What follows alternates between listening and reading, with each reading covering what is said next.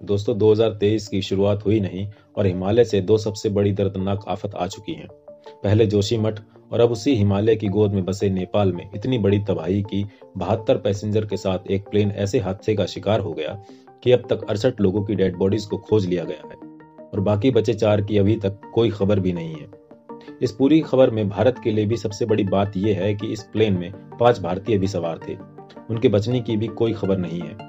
ये घटना नेपाल के पोखरा इलाके में हुई, जिसके बाद से ही नेपाल की सेना, आर्म पुलिस और नेपाल पुलिस के साथ ही लोकल सिटीजन्स रेस्क्यू ऑपरेशन में जुट गए हैं, जिसमें अब तक किसी को भी जिंदा नहीं बचाया जा सका है, जिसने इस मुद्दे को इंटरनेशनल खबर बना दिया है। जिसके बाद से ही वहां की पूरी नेपाल गवर्नमेंट और वहां के पीएम ने मामले में दखल देते हुए हाई लेवल मीटिंग्स करनी शुरू कर दी हैं। इसको जरा डिटेल में बताएं तो नेपाल की येती एयरलाइन के ATR 72 प्लेन ने काठमांडू से पोखरा के लिए उड़ान भरी थी और ये दोनों ही इलाके हिमालय के पहाड़ी इलाकों में आते हैं। इस प्लेन की कुल कैपेसिटी 72 सीट्स की थी, इसलिए 68 पैसेंजर और 4 क्रू मेंबर को मिलाकर कुल 72 लोग प्लेन में सवार हुए और काठमांडू से उड़ान भर दी। सब कुछ सही रहा और लगभग यात्रा भी पूरी हो चुकी थी। प्लेन अपनी मंजिल पोखरा के करीब पहुंच चुका था कि लैंडिंग से महज 10 सेकंड पहले ही प्लेन क्रैश हो गया।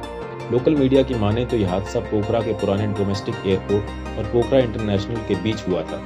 यह हादसा दिन के 11:10 पर हुआ था, जब ये प्लेन लैंड होने की बजाय पोखरा घाटी में बहने वाली सेती नदी की खाई में जाके गिर गया। उसके बाद जितनी शुरुआती जांच हुई उसके हिसाब से नेपाल की एयरपोर्ट अथॉरिटी की ओर से ये कहा गया कि ये प्लेन क्रैश खराब वेदर नहीं बल्कि टेक्निकल फॉल्ट की वजह से हुआ है। एयरपोर्ट अथॉरिटी की ओर से ये भी कहा गया है कि विमान के पायलट ने ITC से लैंडिंग के लिए परमिशन ले ली थी। पोखरा ITC की ओर से परमिशन भी दे दी गई थी, लेकिन सिविल एविएशन अथॉरिटी का कहना है लैंडिंग से ठीक पहले प्लेन में अचानक आग की लपटें दिखाई दी थी, जिसके बाद यह हादसा हुआ। इसलिए फिलहाल ये बात नहीं कही जा सकती कि यह दुर्घटना मौसम की खराबी की वजह से हुई। अब ये घटना की असल वजह क्या थी, अब ये तो तभी पता चल पाएगा दोस्तों जब इस प्लेन का ब्लैक बॉक्स बरामद होगा। अब ये ब्लैक बॉक्स क्या होता है, आइए इसे समझते हैं। सबसे पहले बता दें कि इसका नाम ही सिर्फ ब्लैक बॉक्स है। असल में इसका रंग काला नहीं बल्कि ऑरेंज होता है।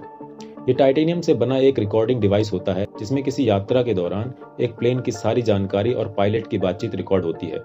इसमें यात्रा की एक सेकंड की इंफॉर्मेशन रिकॉर्ड होती है।